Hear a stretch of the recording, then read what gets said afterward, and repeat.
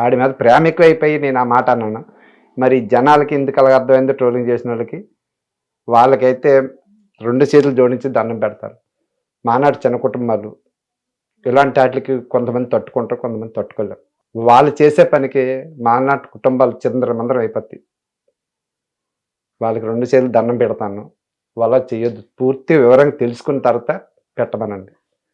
మీ తప్పకుండా. మీ ఐడియా నుంచి వాళ్ళకి చెప్పవలసింది ఇది. ముందు వాళ్ళ తప్పకుండా పరిస్థితి చెప్తాం.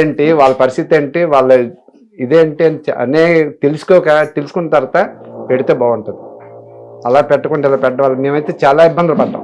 మీ నుంచి, మీ టీవీ నుంచి, మీ దీని నుంచి వాళ్ళకి ఇది పాస్ చేస్తారని మేము తెలియజేస్తాం.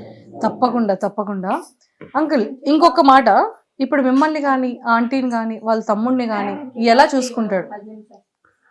చూసుకోవడం అంటే మరి ఇంకా ప్రతిదీనమ్మా.